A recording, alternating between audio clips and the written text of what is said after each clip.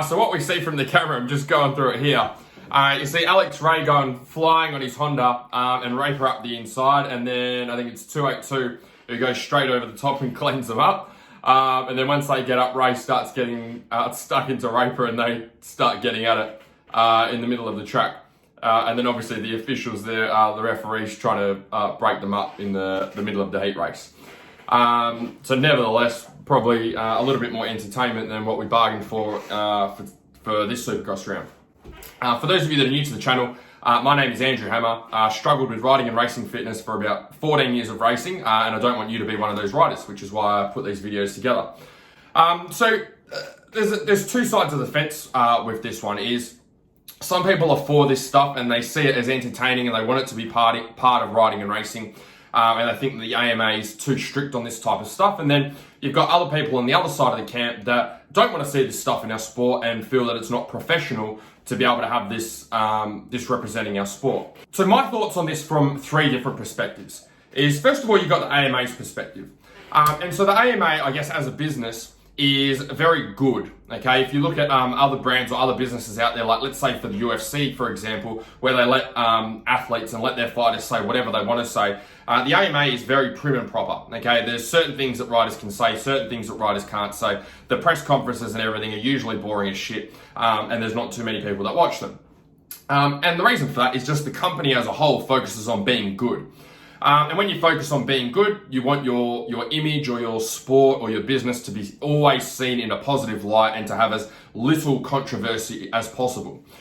So when it comes to the AMA and fighting and having things like this come up in racing, it's probably not something that they want to see. It's not something that they want to have come up in racing, and probably just creates more hassle for them, more publicity that maybe they don't want to deal with or they don't want to have as part of their sport.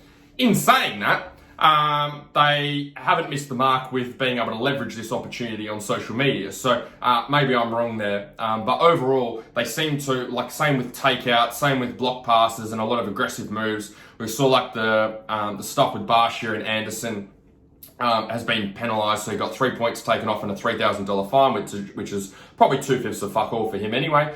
But overall, they're usually quite strict and quite harsh on following the rules and making sure everything's followed by the book. So from their side, they probably don't want to see more of this stuff, and they're probably going to penalise them or, as Ricky Carmichael said, send them to the principal's office. Second perspective or point of view is the actual riders themselves, so Raper and Ray.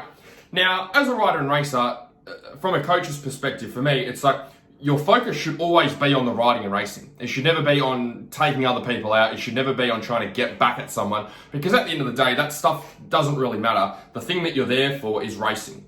And especially when you're riding at that level as well, you're focusing on results. Results is what gets you paid. Results is what you're getting attention for or people are putting in money for. It's for you to be able to perform. So anytime you go out into a race, whether it's a heat race or it's a main event, it doesn't really matter. They just wasted time there on the track getting at each other rather than actually focusing on racing. So it could have cost them, I don't know where they finished up, but could have cost them a position in the main event, could have stopped them going through to the LCQ. And overall, your focus is on the racing. So anytime you're detracting and taking your focus away from performing and you're putting that on someone else, then you're not giving yourself the best opportunity to be able to perform well as a rider and as a racer. So I think from a rider and racer's perspective and from their perspective, I think that they need to have a good hard look at themselves and go, all right, what am I actually out on the track for? Am I out on the track to try and get bragging rights for beating 30th or 40th place, or am I actually out there to try and do my best and improve every weekend? Because getting stuck into each other is obviously doesn't help either of you improve. The third perspective is from the fans' perspective. So I know for me, just watching on the weekend, okay, or watching on TV, is it made it exciting and it made it entertaining. And it is definitely a talking point that I've spoken about with other people about. You go on social media and you follow the comments and follow the controversy and what's happening. But at the end of the day, I think as fans, that's why we all watch riding and racing. The weekend before in racing, I can't remember where they were racing, whatever the round was before this round, is the racing was actually getting quite boring. We'd just gone from watching Daytona, which was like a big track and a fast track and plenty of excitement, to being stuck in a stadium again with a very tight track.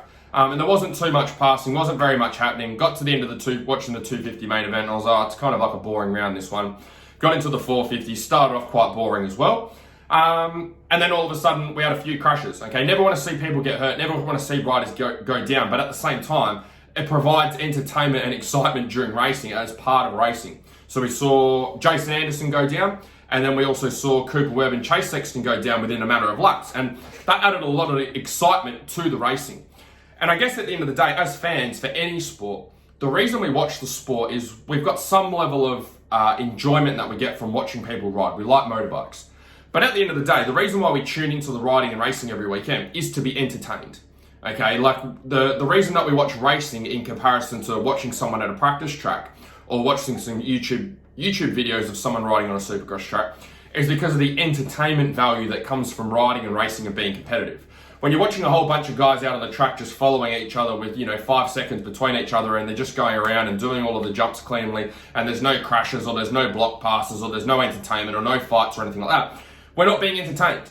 And if we're not being entertained, then the likelihood of us continuing to watch what's in front of us is going to be much lower. Same thing they've done in the Formula Ones. They've changed a lot of the cars around and put salary caps in and things like that to make the racing closer and more competitive. Because no one, at the end of the day, no one wants to watch racing that's boring. We want to be entertained. That's why we watch riding and racing. So from a fan's perspective, hell yeah, we want to see more of this stuff in riding and racing because it makes it a lot more exciting to be able to watch.